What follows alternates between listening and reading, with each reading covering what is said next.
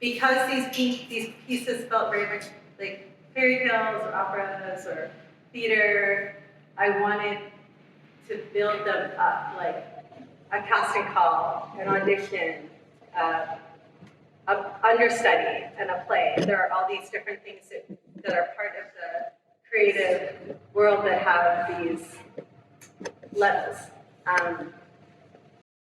When I started making these paintings, I had immediately commissioned Kevin of Smiling to make these 7 canvases for me. And 7 is so much part of our psyche, like color, taste. You know, there are so many stories where our 7 things, chakras. It just seems to be part of our collective species to play with the number 7. It's like this magical number. One of these paintings did not make it into this room because it was really hard. It was hard to commit myself to 7. I mean, I should have maybe done 8 so I could have one to kick off the block. I don't know. But, you know, I have people that have been collecting my work for a very long time in this room. I wanted to thank Shrink and Helen for just sort of cheerleading me through. John Hastings, you know, if you're grumpy and bumpy. You guys are amazing. You have some of my earliest prints. And just like I can walk around and see the history of my work. My lamp is in your home, and so you see the shape of my work and how it's moved through time and space. And when you make your work bigger, then you have more space between your smaller work and your bigger work, but you almost have less space between yourself and what you're trying to achieve. I have a tendency or an intention to make work that asks people to question things. And so I'm not inclined to turn the prince into a princess or turn the villain into a hero. I want people to think about space and the characters and why they exist in so much mythology, so much theology, so many fairy tales. And with these, I wanted them to feel like opera, or theater, and I wanted to create a space about waiting. I also needed to play with inexpensive carpeting and a colored wall that didn't quite commit to anything because it's just painted so that it doesn't get stains or it doesn't get smudgy. And Paige Boltowski, you know, created this curtain. I needed to work with cheap velvet, not nice velvet, which was hard because I have really luxurious taste and I would be inclined to like get a silk carpet, you know, I mean a silk curtain or like, you know, a beautiful carpet. But I really wanted it to feel like a waiting room, like the lobby of a, you know, a hotel, like the one that you're traveling with on a tour, or a waiting room, and just this idea of being a woman in waiting, and you are like waiting to find out these things about your body and waiting to find out these things about your life. And so they have kind of a cycle to them. And I'm really happy that I was able to experiment and play around with material. My friend was sponsored by an oil paint company about 12 years ago. So over 12 years ago, I bought up all of his paint because he couldn't work with it anymore. And because oil doesn't ever really dry, I was able to rework it and work with, even though I wasn't making any oil paintings, it would give me the opportunity to work in oil. And if you know my work, I tend to work in the material that is the most appropriate for the project. So these felt like they needed to be oil, and they started off on pigmented canvas, pigmented gesso. I wanted to feel kind of like suburban walls or nursery room walls. So I hired a professional house painter, Rachel Loomis, to make these like really smooth starts. So they would feel more like rooms than canvases. And they are at an angle, like 15 degrees, which took 3 days to figure out. Don't look too close. I actually wonder now, Mac McFadden was like, oh, I wonder if you could do like television mounts. Maybe next time. But in the meantime, I really wanted them to look like they were almost salon style, but also in so many waiting rooms, there's always like a television screen, you know? And I liked how they're kind of pushing towards you, and it kind of makes you want to sit or be still in the space of the work. I'm very, I learned so much through making this work, and I really just can't wait to work from the work itself. And that's exciting.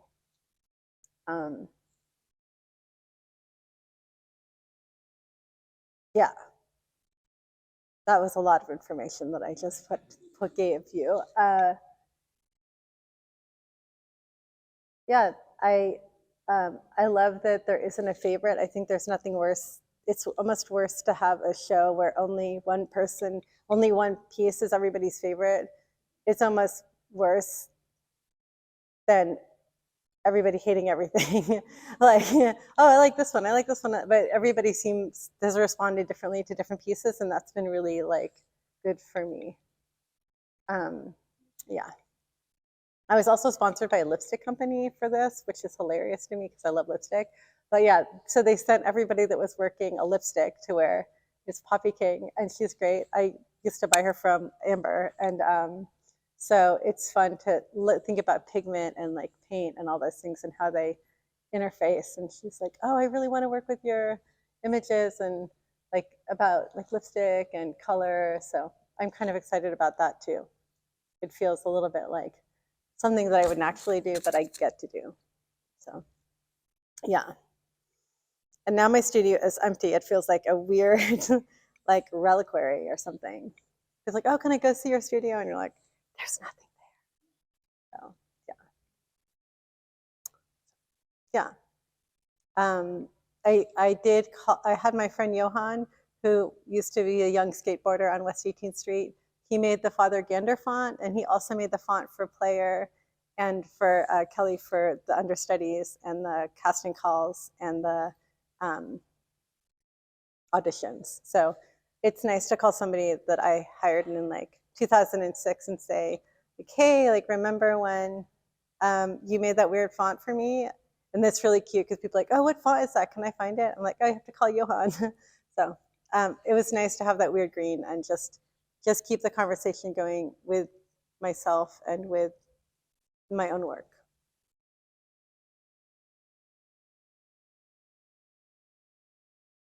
Yes, Becky. Oh, okay, cool. It's like Oprah. Okay.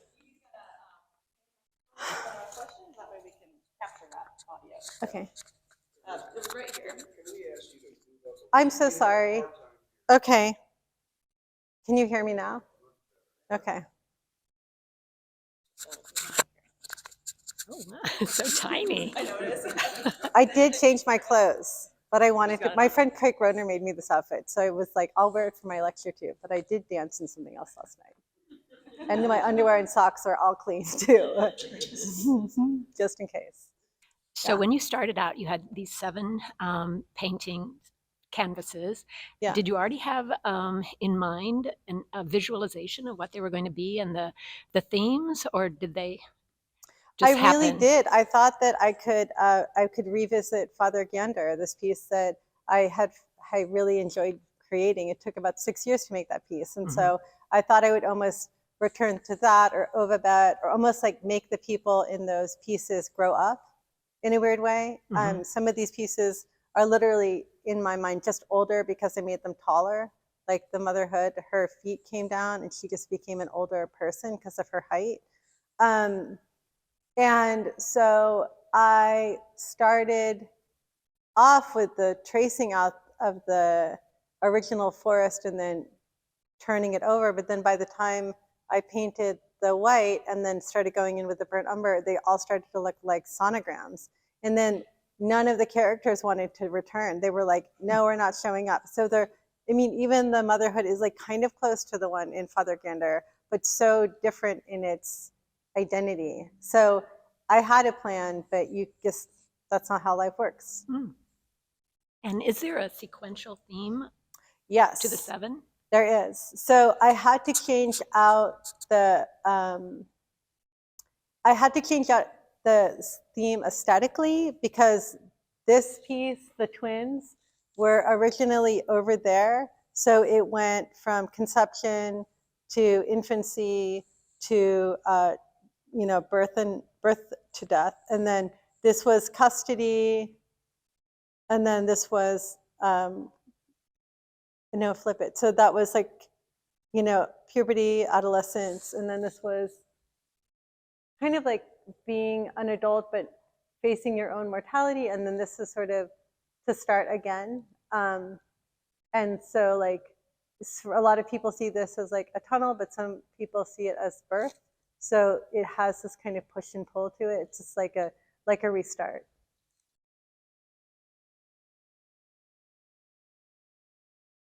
Yeah, so probably if I were to publish them, I would flip out this piece and that piece.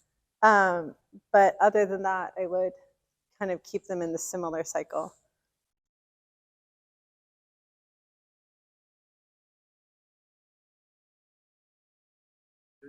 Create in order?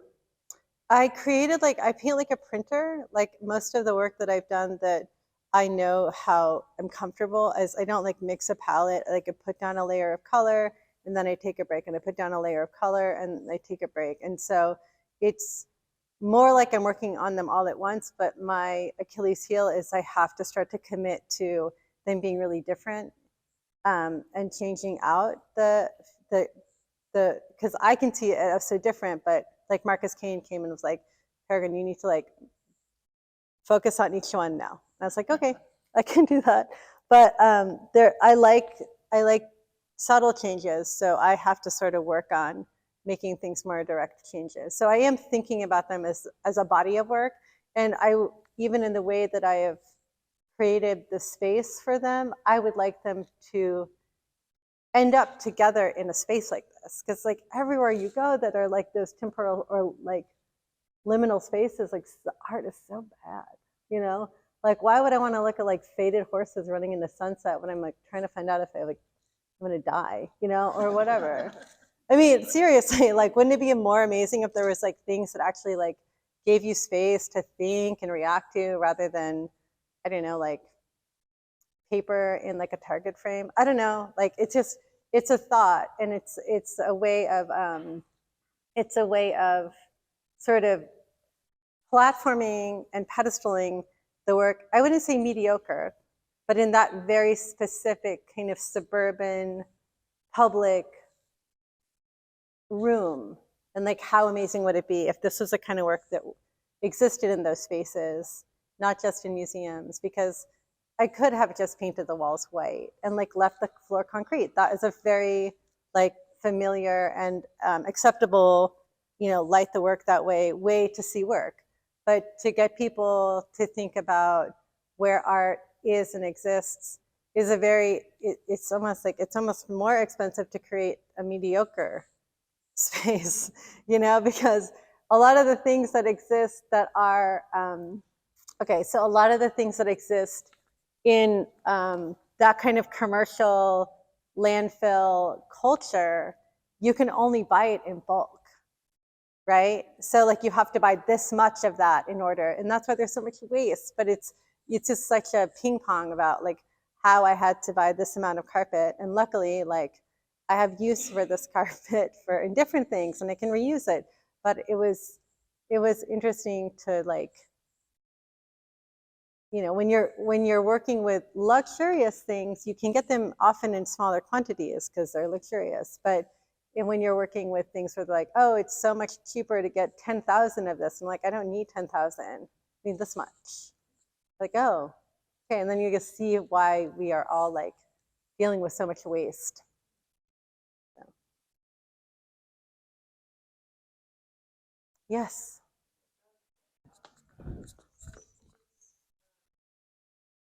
Mm-hmm. And does that help? Okay. Um, so the idea of every layer is a player, Uh-huh.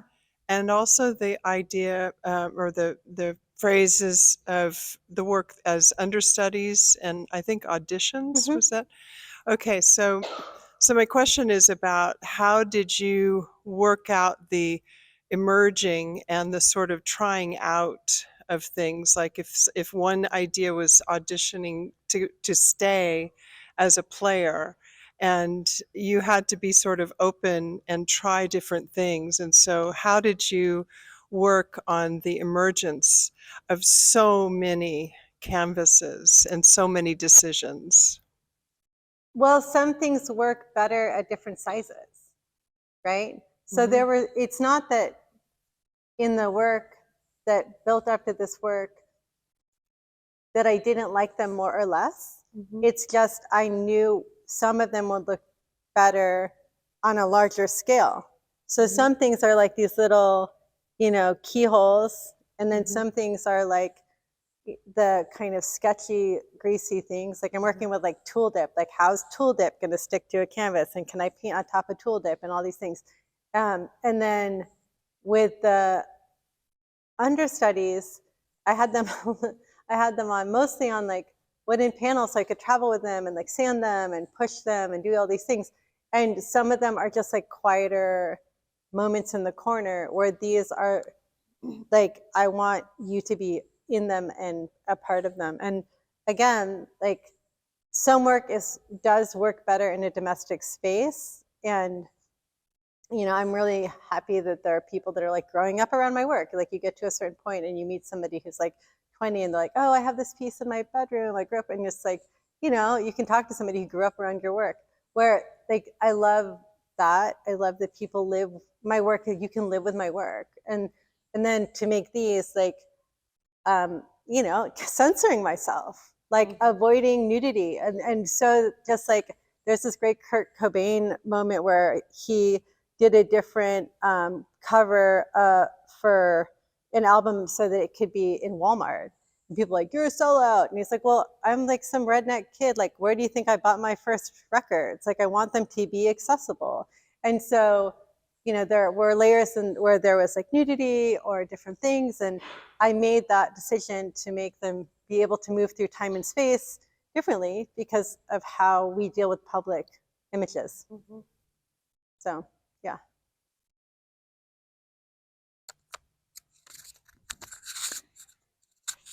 Sean, yes. Speaking into the microphone. So, can you share anything about the eyes that are sort of lurking around Oh, yeah. in I just all of wanted them to these? look back at you. I really wanted people to feel seen. I think in a lot of places like airports and even just like when you go into a public space, like you're in and out, you're transient in that space, but there are people that wake up every morning and they clean that place, and like they're going to be around your work more than anyone, right? And so just this idea of um, like I really enjoy people who don't have confidence in their taste enjoying my work. I mean, it's one thing if you have the language and you feel you're educated and you've committed or you're philanthropic, but it's just as important for somebody who, I mean, maybe more important for somebody who doesn't feel seen to be around public work and feel that they can talk about it and their response to that work. And so I really did think about how when, again, like when you're in a somewhere like, oh, get in line for your seat, get in line for, and at this point, like healthcare is a complete luxury. So like, oh, are you ready to be seen? It's like, what is it if somebody doesn't have healthcare? Well, they don't get to be seen? So this idea of being seen and this idea of the quality of life and how you are seen based on how you look is like has a lot to do with like the quality of care you get.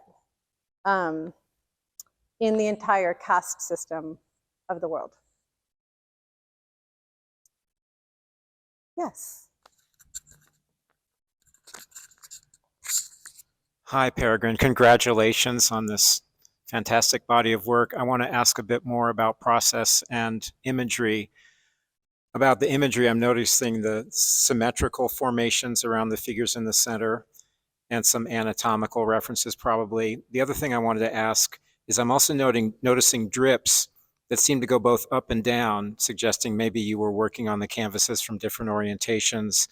And so maybe you could also talk a bit more about sort of how you are leaving evidence of process in paintings along with the more finished imagery. So it's kind of two questions in one. I Thank will you. answer both of them. I found that this ovular shape continues in my work. It's like the twin fawns are in this globe. It's very much like a womb or like a uterus or like a femur, like that cervical area, your hip joints. And because I was turning them over and picking them up to move the pigment and make the textures, I was also using that element to make it seem like they were hung, right? And I'm lucky that some of the paint actually matches the wall, so it almost looks like they're moving and they're hanging. But yes, the piece over here, I will give Marcus Kane full credit for saying, you should make the drips go in different directions. So I turned it upside down and I was like, oh, cool, I'll just leave it that way. And so it became that I wanted there to be this level of suspension. So in all of them, I edited out the drips at the top so it would seem as if they were hanging from some point in the ceiling. Oh, also the eyeball ovals. Like this also kind of has an ocular feel alone. Like it has an eye in it, but it also seems like a pupil, a dilated thing as well. Just the shape of it, kind of, also just like, I've been back and forth from New Orleans a lot, and a lot of the landscape or whatever has that kind of tropical, erosive nature of like mold and grit and growth in the landscape. Yeah, so eyeballs and yeah, just like the inside of us.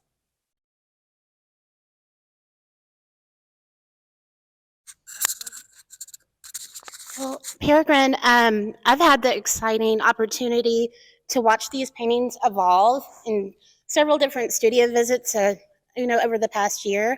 I'm really interested in the story of the painting Custody. Can you tell me a little more about the narrative and the story behind the painting?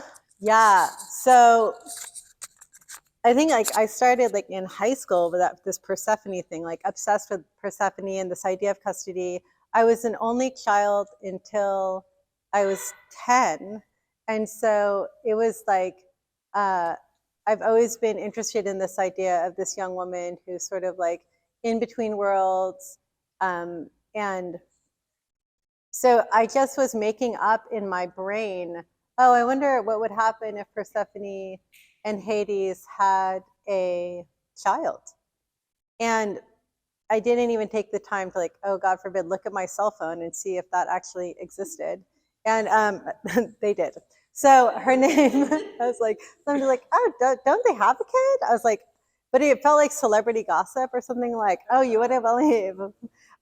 So Persephone is like underground with this person who has either like kidnapped her or she has gone on a different path and would be best for her wellness according to her mother and the rest of the world, nature in general. And Melonia, her name is Melonia, or it's different names in different literatures, but she's painted black and whites. And I had already painted her holding a pomegranate and this only kind of surrealist nature of her hands being feet. This boat kind of is like this thing of transport. But in one of the stories, Hades dresses up as Zeus and seduces her. So she actually thinks that she's having sex with somebody else and has this child. And so I always was like, oh, we've all kind of been with that person who you think that they are one way and they turn out to be something else. And just like how that's just a consistent thing. It's just like everyone has experienced that. It's just, are you gonna have like, is there gonna be a person that is born of this situation? And so I have this red thread that kind of goes through the whole thing, and it's very much like umbilical or also territorial, bloodlines and stuff like that.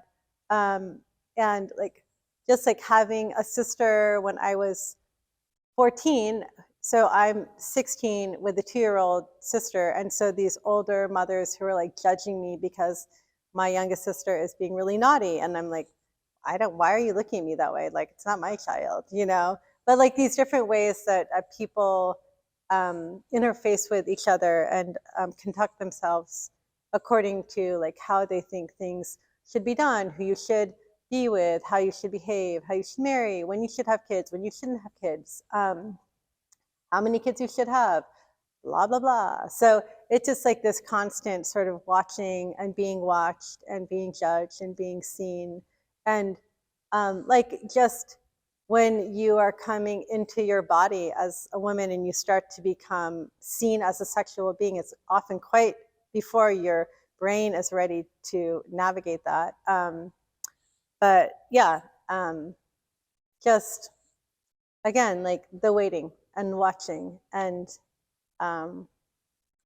it's been a really exhausting process because I feel like they're judging me and watching me too. So it's once each character came into being, I almost feel like I had to have a conversation with them now and again and ask them where they wanted to go, what they wanted to wear, why they were there. So it was like being in a 2-year play with absolute strangers. So yeah, I'm still figuring it out. So I mean, I'm figuring things out as you ask me questions. So I mean, that was kind of my joke this morning. Like, come listen to me talk about what I don't understand. You know, because these things will mean something to me differently in 10 years, in 2 weeks, in an hour. You know, after you leave, I'll actually be like, oh, I should have said this thing, but I won't know it till you're gone.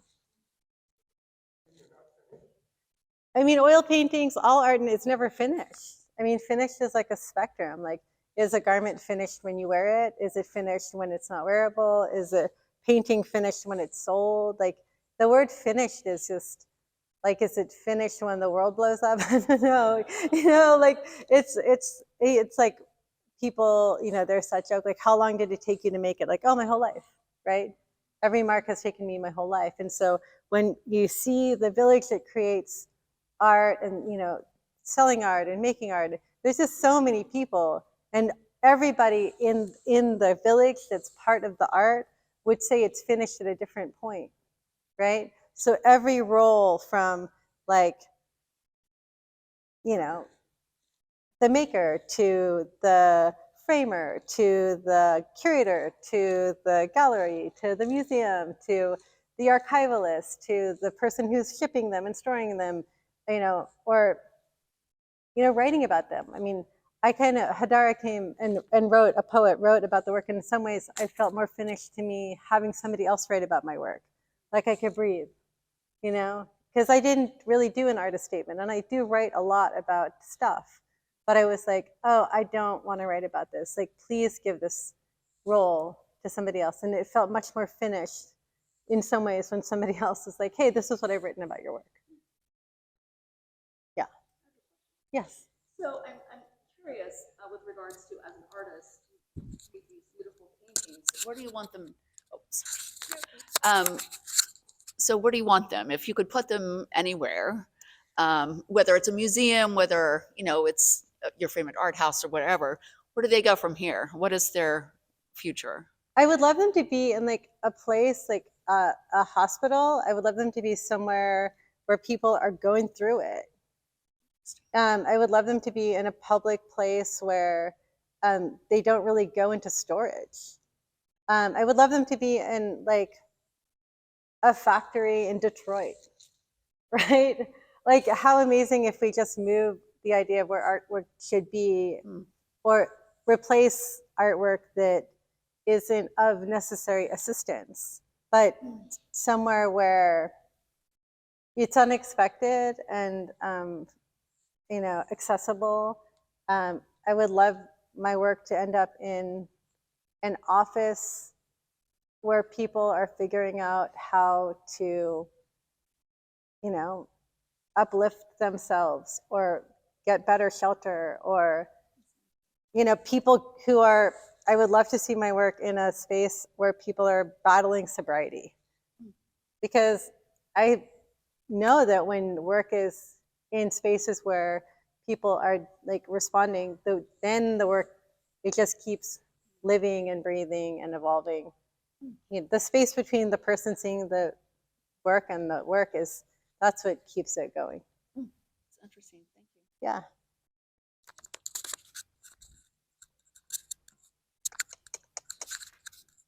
Yes. I'm mostly intrigued by the ears. Nope. I'm mostly intrigued by the ears.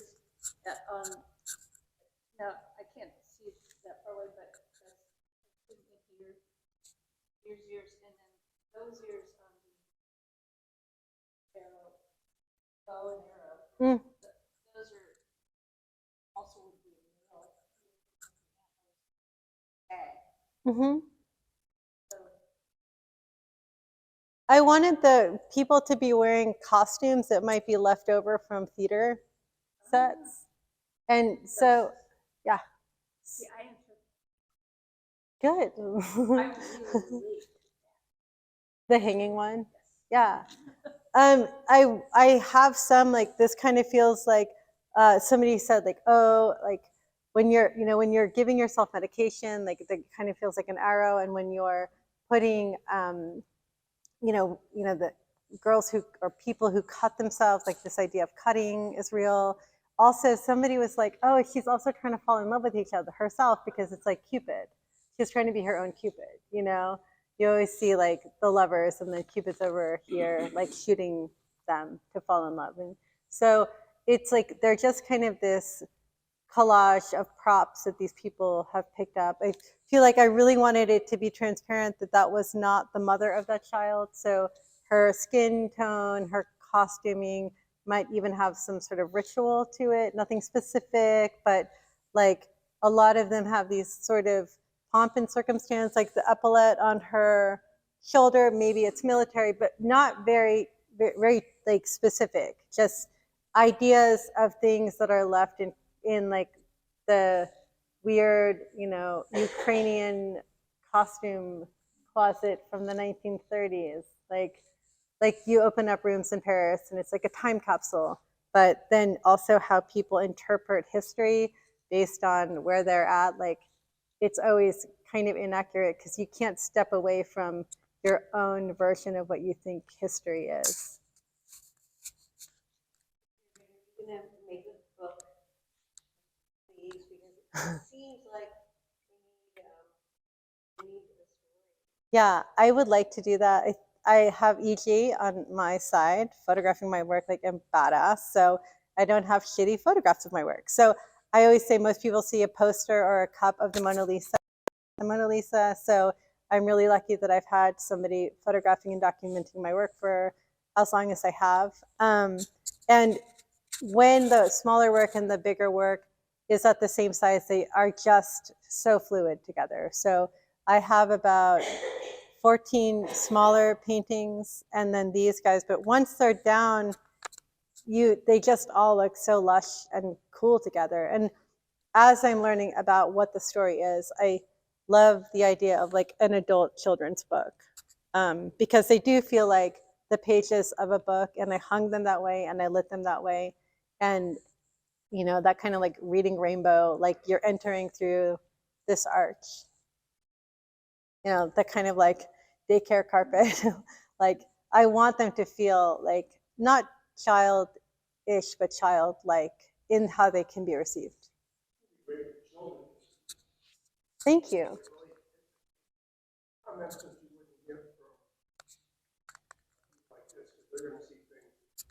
Yeah. We forgot. Yeah. I mean, and they are not as restricted or burdened by what they think they're supposed to see. So, I mean, I would love to have like a walkthrough of 7-year-olds. That would be amazing. Please. Yeah, I would love that. I mean, I would love just like that take, because it's going to be really, really different. Can you imagine 100 years from now people looking at your art as a snapshot of our current culture. And like, to me, when I saw your work, it brought me to tears because it's like like you said, we all bring our own interpretation to it. Yeah. But it's like, it feels like a indictment of our current culture.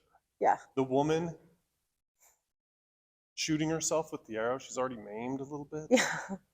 Like, yeah. That's a very powerful statement. And I just wonder, I hope to see your work revered. Thank you.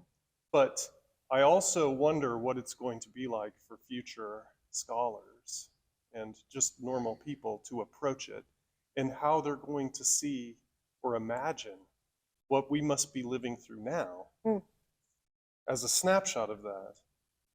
It's just very moving to me. I think there's some autobiographical content probably in this. I mean, you're clearly laying it out that there is. But that's probably going to be lost to time. So we know you and like your collectors know you, but how do you think the future would interpret that as a statement about how we're living now? Do you see hope in these? Because I struggle to see. I mean, it's like, it makes me feel bad kind of like our culture has fallen. Well, they're really layered, and inherently when something is layered, it's going to get dark, right? You're going to pile pigment. It's not going to stay like pastel necessarily. And like one of the coolest conversations I had at Blue the other night was their little Art Institute kids, and they were like, how did you do this? And like, how is it so like many like things? And it's like, oh, that's gum arabic. And you know, gum arabic is a foundation to watercolor, and like titanium white is a foundation to gouache. And so you can like get gum arabic and like make watercolor even more transparent, and it can crack and do all these things. Like, I'm just learning. And so like on so many levels, I'm like learning. I just want to like learn. And I guess my answer to what you're saying is like, if there is a darkness, I think you just have to learn about why and like where it's coming from. And the darkness is not a bad or good thing. Like you're just going to go through these different things, and like there are fucking wars and horrible things going on all the time. It's so upsetting. It's so hard. Like, you know, these broken and bleeding bodies are like in our pockets 24 hours a day. And so how do you find beauty when there are these devastating things happening perpetually, and then also you're able to see them without end? So especially as an artist, it's like, how do you make work about anything without that being kind of in your pocket? It's impossible, right? And it's like, it's like honoring, you have to honor the living and honor the dead too.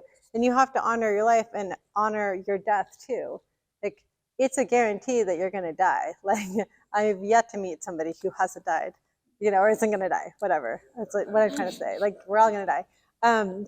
Yeah, I remember going to out to Mike's gig, and this girl was 40 and she was really drunk, and she's like, I'm gonna die. And he's like, you are. And like, she was like, what? I was like, it's so true. You can stop worrying. You know? I didn't know her at all. And it was like, click. She was like, oh, relief. You know? It's gonna happen. So I guess like giving up control of how people interpret my work as I live through it, as I make it, but also, you know, like a couple of days ago, like, you know, my friend's son died, and there were two men standing in a room, and both of them had adopted children, and both of their children had died in an untimely, whatever the fuck untimely means, fashion. And I saw them, and they were standing together, and I said, oh, I guess we'll just like stand around and eat cheese. And they just started laughing. Like, why? We have these heartbreaking things, and we have these really weird rituals, and who knows what we're supposed to do under those conditions, right? You know, I have something that's happening in, like, my sister is like ill, and it's just like, oh my God, like you expect the celebration of this thing to happen, and then you find out something else, and you're just like on this roller coaster, but all that we can do is the best that we can do with the tools that we have. And so that's what my attempt is to do the best that I can do with the tools that I have at hand. And so, and also I'm going to die. So I have to give up control about how my work is seen or talked about after I'm gone. Or I'm going to like go into a hole and like, I don't know, like, you know, what, get a facelift? I mean, I don't know. Like you see these people do these crazy things and you're like, you've spent so much money trying to look like you're not going to die. What are you thinking? It's going to happen. Give me that money. I'll give you a painting. You know, and like no judgment. It's just we all do amazing things to look in the mirror. And the mirror is so elusive. I'm not talking about glass and metal. I'm just talking about like who we are and how we see ourselves when we're going through it, whatever it is. Well, Kansas City, Oh, you're always on the cutting edge. thank you. And you're usually ahead of the curve. It's like your work is prescient, not just responsive, but actually prescient. Thank you. And you've always kind of had that even since you were like in your 20s. Still there? Yeah, still there. Joke. Congratulations. Thank you very much. Thank you.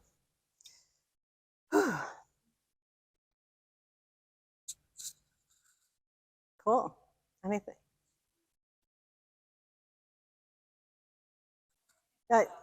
Thank you. Yeah, we'll walk around. If you get a moment, head over to Blue and look at my other neurotic work. And Kelly, thank you. Brad, thank you for starting this program. And thank you everybody for coming. Thank you for things like the Charlotte Street Fund and all of these amazing organizations that we have, the Art Institute, that help people become better at this weird thing called making art.